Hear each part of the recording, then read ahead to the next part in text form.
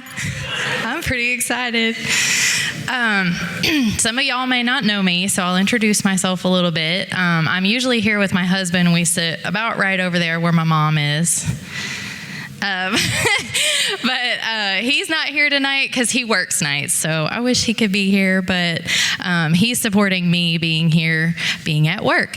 But anyway, I'm just very excited, and when Pastor Mark asked me to speak, this was a few months ago, and I thought, oh, good. Maybe something good's going to happen in my life, and I can tell everybody about how good it was and how I got there and all the steps. And I'm a big step person, step one. And I come and I listen, and whatever they say up here, it makes sense. I'm going to do it. So maybe I could teach something like that. And I was like, things are really pretty bad right now. So I hope by August 2nd, something really good happens. And then it didn't.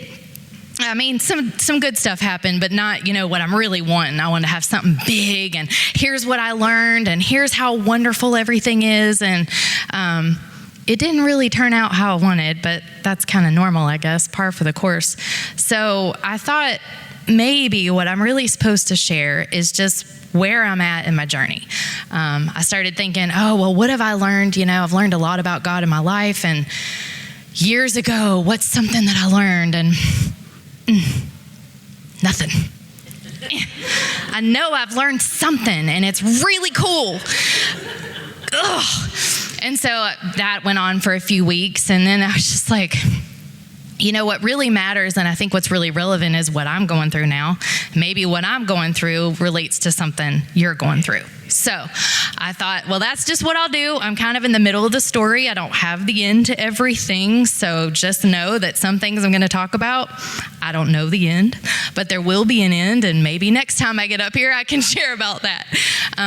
But I think it's just more about how it's changed me, changed my perspective. And I really didn't even think about a lot of what I am going to tell you until I was asked to share. And I think it's really good. I hope that you will kind of take stock of your life the same way that I have.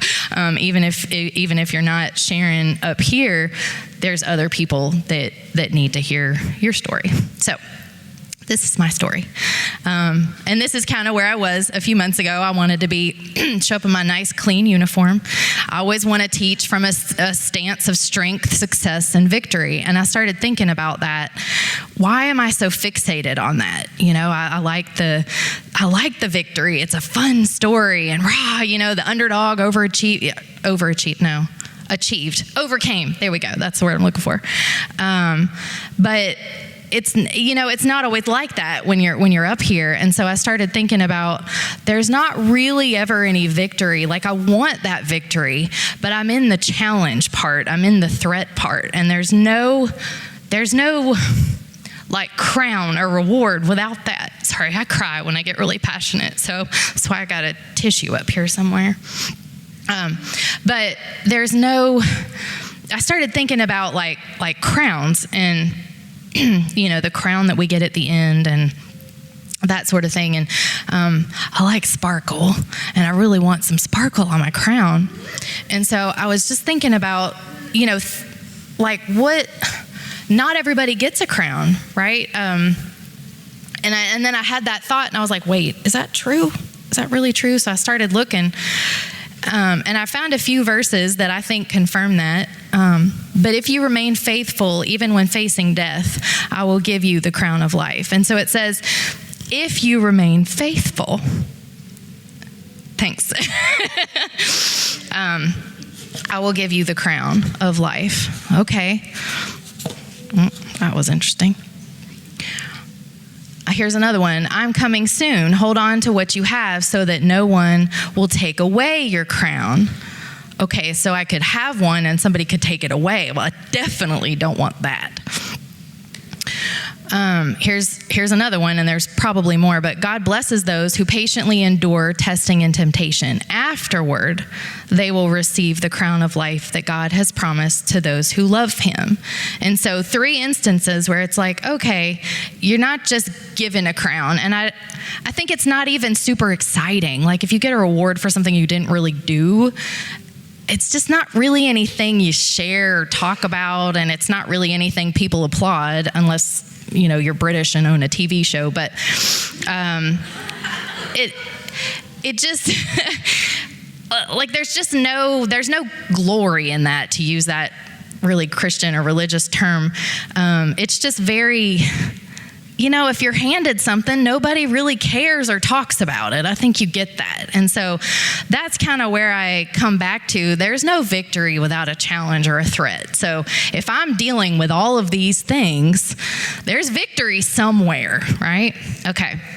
So I started tracking this back. When did all this start? Let me just like chronologically, a lot has happened to me in the last 14 months. So even prior to that, when I say 14 months, that's when things started happening, and I'll get there. But just for a little context, a couple of years ago, so Mark is in the military and he deployed. And so he was gone for 14 months, and then he came home about 14 months ago. And that was rough. And I thought, oh, this is a rough time. Can't wait until he comes home. And I know everything isn't going to be like roses. If somebody's gone for 14 months, you have a life. You've adjusted after that point. So you have to figure out how to get them back into your life. And you want them there, but it's not easy. So if you're in a military family, then you know what I'm talking about. But so he came back about May of last year, and I had some time there where I was able to take military leave from my job because I had a spouse, so thankful for that. He had some time off due to end of deployment kind of a thing, transition. So we just had this bubble of time where we weren't working, just enjoying life and just doing whatever. And I mean, it's amazing. We all want that, right? So we want that with pay, but whatever. So anyway, during that time, I started, I like to do my quiet time with the Lord in the morning, and I could have as much time as I wanted. I didn't have okay, it's 7:30, I got 30 minutes, okay. So I did. Some days it was less, some days it was more, and I just think, for those of you that are retired, that must be amazing. But during that time, I started thinking about, this is really what life is about. And now the things that I stopped doing, like playing piano, I started doing that again. Just the things that I like to do was what I did. And so I was like, maybe there's something here. And okay, so thinking about what started this series of events and challenges in my life, bringing it back to that, it happened during that time. And so Mark and I set a vision, and that's really what started everything, I think. I thought I would share it with you. So here's a picture of it, but I just started writing down in my quiet time, these are the things that I really want in life. And it's not, I think, revolutionary. I think a lot of us would say, spend as much time with God as we want. We want to do that. Attend church faithfully each week. We should be doing that anyway. Serving our pastors and serving them together.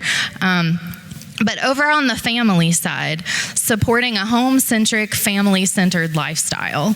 And by that I mean, I think we give each other what's left over from the job that we do during the day. I think that's pretty common. And I just was like, if there's a way to not have to do that, which wouldn't we all love that? Everybody's like, duh. But I thought, no. There has to be a way. So I wrote it down. Have a business, and this is one way. Have a business that we can work together and use to teach our kids work ethic and all of that. But there again, being home-centric and family-centered and having a business that supports that kind of a lifestyle. Able to prioritize our family instead of our job, saying the same thing, and spend our holidays together. And so, I wrote this down and I said, babe, what do you think about this? It's kind of like, he's not really an out-of-the-box thinker, So I figured he'd be like, whatever, good luck. He doesn't really make fun of me. He likes my ideas, but he's a military guy. He just box, it just is in the box. That's just the way that it is. We don't change it. And so I'm very like, let's think creatively, let's find new solutions. And so he's just kind of doesn't compute. And I kind of figured it would be the same reaction. And so I ran it by him. I said, like, what do you think about this? Like, you could work, I could still work, but maybe that wouldn't be the income that we feel so dependent on, where we have to be like slaves, if you want to use that term, to our job. Whatever they say, we have to go. And he was like, I mean, yeah, that sounds great. Okay, well, that must be God. But, he's like, I don't think we're ready there right now, a few years. I'm like, okay, I'm being realistic. Duh. Like, we're going to work toward it. It's a vision. And so anyway, at that point, we agreed that this is what we want to work toward. So, if you want to achieve something like that, you need a lot of faith. And I found this verse about, says it's impossible to please God without faith. And so if I were the devil and I heard that, well, that would pretty much be the thing that I would be going after. If it were me, that would be at the top of my game plan. How can I take down their faith? So to me, faith is not a battle. And I put this because I think I've heard a lot, like, faith is a battle. And I'm like, no, it's a freaking war. It is not a battle. It's not short. Sometimes it can be, but I'm in the phase of life where this faith walk is not short. It's long. So this is how I feel. This is my superwoman. I'm not the superwoman in the beginning with the nice, neat, I've won. Like, I got dirt on my face. I got blood and a few guts, I mean, it's all out war. So just to kind of go through some chronology of what happened after we set that vision, Mark got promoted, which sounds really awesome. He got promoted with the Navy. And I don't know if y'all know what that means, but when you get promoted in the military, it's like punishment is your reward kind of a thing. What doesn't kill you makes you stronger. So let's try to kill you and your family. So I put these two together because he got promoted, we started having marriage issues because ain't nobody going to take first place over me except for the Navy. And I had to learn that. All right, so that happened, couple of threats. And then I thought it would be nice if I showed a little picture here. This is him in his khakis. Also, in case you didn't know, little sidebar, he had shoulder surgery when he got home from deployment. So he had to go through this season of being treated like dirt with a hurt wing, and he's kind of hiding it in the picture so you can't see it, but anyway.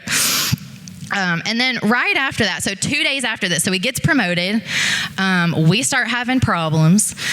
Thank God for Pastor Mark, who spent a lot of time with us. We make it to this day together.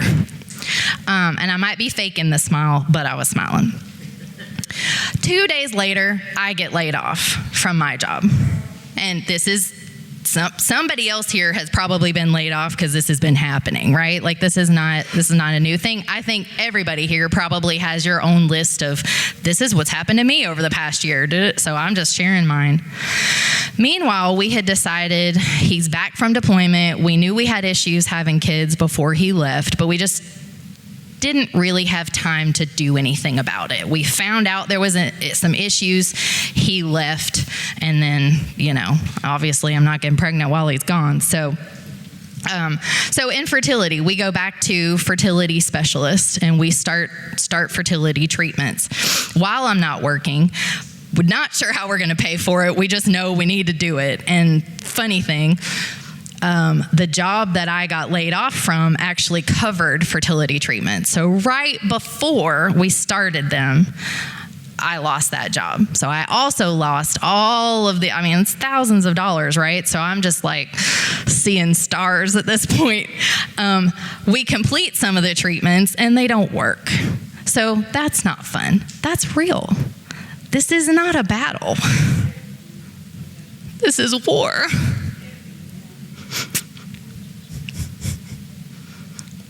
fast forward a little bit, I end up in the hospital for something totally different. Thankfully, just one night, and I'm fine. This is a lot.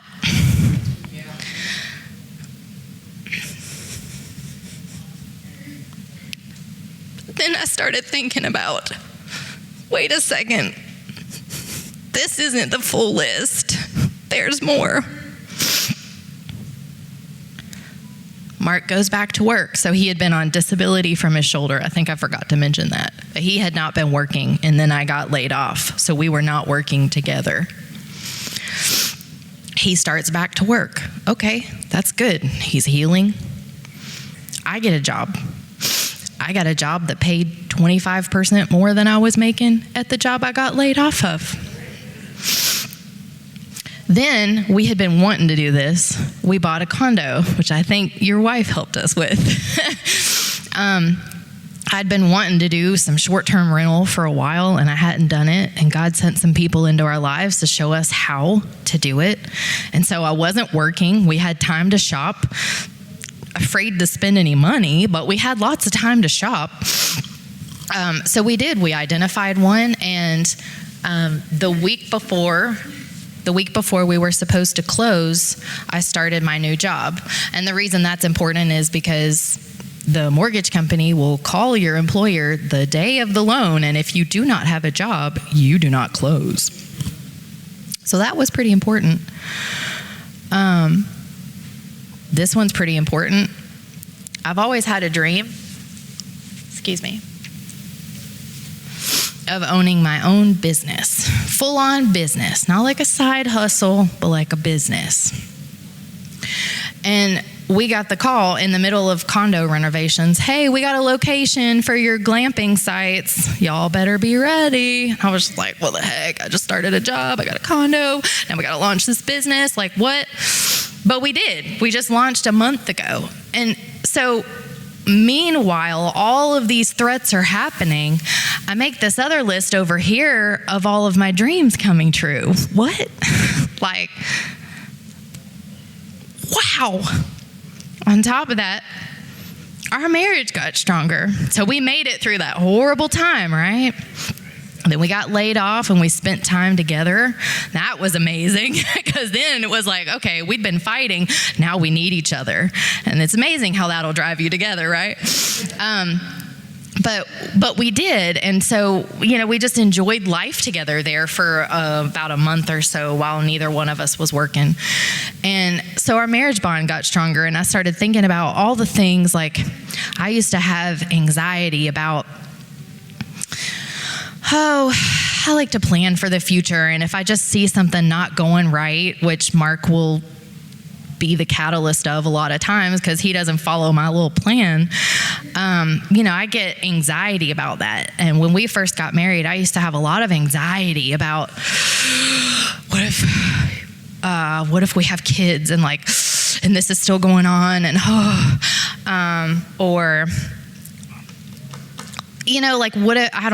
what if we're not going to church? He didn't go to church every week at the time, for example. And so I was thinking, what if we have kids and then I'm the one who's going to church by myself, and I'm the one taking the kids, and he's just the one at home, and then he's not serving, and all of that. So I don't have those issues anymore. I wrote down this too, like my old anxiety is gone. And so, I'm in a war, but when I start looking at it, like I'm still moving forward, okay? So there's this vision out there, and then there's all these things coming to try to make me not reach it, and I might not be running toward the vision. I'm not getting there that fast, but every step is more toward the vision and toward the vision. And I think that's the thing I didn't really realize until I was asked to speak. I was just looking at all of these big things that I'm dealing with, and they're just forever. And writing this down caused me to realize, okay, I've actually made a lot more progress than I thought. And so I say this to, like, what is the point of all of this? So I've shared my story. I don't really know what the end is. So there's a lot of stuff that's like, well, that's kind of crummy. Like, I don't want to serve the Lord if I'm going to deal with infertility. But like, dang it, you probably deal with it anyway. And at least I have a way of winning. I mean, I have some friends that, don't serve the Lord, don't know the Lord. And it's like, whenever they're dealing with things that are big, because they deal with them too, I can say, like, I can pray for you. And I'm happy to do that. I want to be Jesus to them, but they don't have the promises that I have. They don't have the sure thing that I have. And so, yeah. Anyway, that's it. Why am I telling my story? I think partially to encourage you to take a look back and see, are you moving forward? Is your relationship with the Lord moving forward? I definitely don't want to be one of those people that you talk to them and they're like, oh yeah, they talk in faith, but you don't really see it. And so it's kind of like, okay, like I'm an observer. I'll sit back, I'll wait. And then I see them in another few months or a year or whatever, and they're saying the same, yeah, they're doing the faith talk or the Jesus talk, whatever you want to call it. But they're still dealing with the same thing, like maybe different people, different props, different city, but it's the same, it's kind of the same. I don't know if you have those, but I've got some of those, and I'm like, I don't want to be that either. Like, they're Christian, but like, I don't want to be like that. And so I think, this forced me to take some stock and realize, so frankly, I don't know if I would have done this if I weren't having to be up here and prepare for this tonight. I don't know that I would have taken stock as much, but, take stock and just see, are you moving forward? Do you love God more? Do you know him better? And the thing that, to kind of bring that in about loving God more and knowing him better, I was thinking about also over the course of my life, like, it's not just about the wins. Those are nice. But also, I think if I had gone through this years ago, I think I would have questioned my faith a lot more, or questioned, how do I want to say this? Like, what I know about God. Like, I would have questioned that more. And the thing that I've found this time is that, like, it's longer, it's harder, but I just think to myself, like, if why don't I want to quit? Why don't I want to quit? I don't. I am more determined than ever, and I have more grit than ever. I just do, and I was looking for a verse for that. I don't know if I have one yet, but maybe it'll come. But I did think about something related to that. Let me move forward here a little bit, and I can come back to that. But this verse came to me, but we all are changed into the same image, so the image of the Lord. And I pulled this from King James Version, so I'm sorry if you're not into Elizabethan, but it just said what I wanted it to say. Boy, that sounds wrong. The phrase is in King James Version. It's not in other versions. Okay. Let me not be writing scripture here. But we all are changed into the same image from glory to glory by the Spirit of the Lord. And this came to me again today, and I think I understand it a little differently. So I get this vision, like, historically, when I think about from glory to glory. I've never really understood that. When people say, oh, I just go from glory to glory. And I'm just like, but that...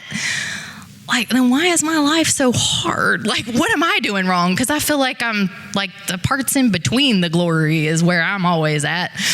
And I always get this vision of, like, this is silly, but you know those cartoons where, I can't remember what cartoon it is, but there's like a really green frog on a pad in the water, like in the pond.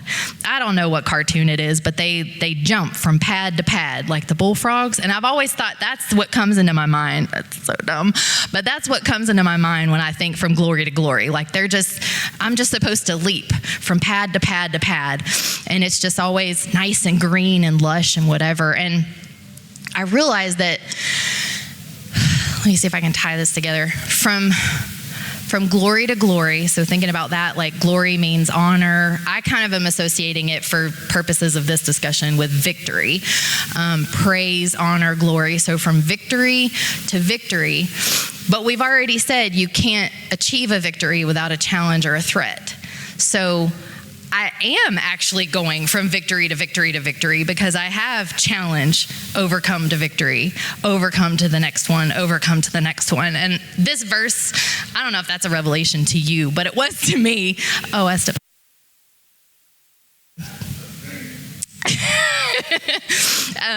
To go from glory to glory is the challenges are good because that means I am going from glory to glory and I am going from victory to victory because I have the challenge and the threats.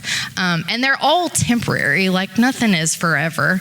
But anyway, that to me just spoke a lot to me, that I just always felt like I was never measuring up, I guess, because people said they went from glory to glory, and I was just like, but I don't. But I don't think I'm doing anything wrong. That's not my life. But it is. It is. And if there are more challenges, then there's just going to be more victories. And so anyway, that's kind of where I am on that. Let me go back and see. So why I'm telling you my story and what I'm getting at. Hopefully there's some nuggets along the way. But just to challenge you to assess your relationship with the Lord, and to realize that now is a chance for God to be pleased with you. So he already said, without faith, it's impossible to please God. That tells me with faith, it is possible to please God. So now, if you're going through your own challenge, your own threat, now is a time for God to be pleased with you. Also, I'm not quitting, so you can't quit, because I'm not going to let you. I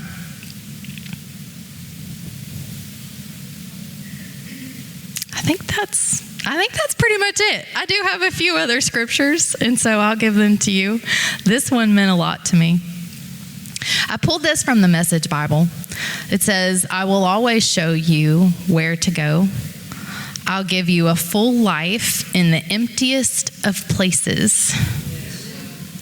Firm muscles, strong bones. You'll be like a well-watered garden, a gurgling spring that never runs dry. I just sometimes think we all are going through our own crap. Like, we all have it right now. And I think so many people that I talk to, I don't know if it's different now than at any other point in history per se, but like, there's just not a lot of good news anywhere. And I mean, we know that, and it's end times and everything, but also maybe we're supposed to be having bigger victories than we're having, because the challenges are big, and we need big victories in order to, let me see if I can put this the way it is in my head. I feel like sometimes, like, we have small victories, like in the world, Christians, I think we have what I would consider small victories, but any victory for us right now feels pretty big. I wonder if we need bigger victories to kind of keep up with, like, how I feel like we're being outpaced a little bit. I don't know if that makes sense, but I just think, these challenges, it's easy to shrink back, and it's easy to just we want to get away from that, just as people, but even as a society. Like, we just don't want to do anything really hard. Like, if you hire people, and I say this because we just launched this business, so we're trying to hire people, but if you've ever hired people, is it different now that like people show up and to work, but they don't want to work? Like, when did that start? I mean, I just don't get it. Like, you're never going to have the victory of a paycheck either, because you're not going to be here long enough. So I just think about that, and I'm just like, we can't do that with the Lord either. Like, you gotta show up to work. Robin just talked last week about putting on the full armor of God, and she talked a little bit about the shield, and it's like, use it. Get it on and use it, because it is war. So anyway, and also a little bit more of encouragement. The Lord God is our sun and our shield. He gives us grace and glory. The Lord will withhold no good thing from those who do what is right. Nothing good will he ever withhold from you if you do what is right. It's just a promise. Blessed are those who trust in the Lord and have made the Lord their hope and confidence. They're like trees on a riverbank with roots that reach deep into the water. And so maybe this is my time, and maybe this is your time as well, where you're putting some roots down. There's not a lot above the ground to see. There's some, I talked about it, but there's a lot above the ground that I'm not really seeing right now, to be honest. But I'm just gonna keep growing my roots. They're just gonna keep going down, just don't quit. Such trees are not bothered by the heat or worried by long months of drought. Well, this has been going on for a while. It's pretty drought right now. So if you're still here, you must have some roots somewhere down there. Their leaves stay green and they never stop producing fruit. I think that's really all I've got, you guys. We set a vision. We're going to accomplish it no matter what. This is me. I hope this is going to be you too.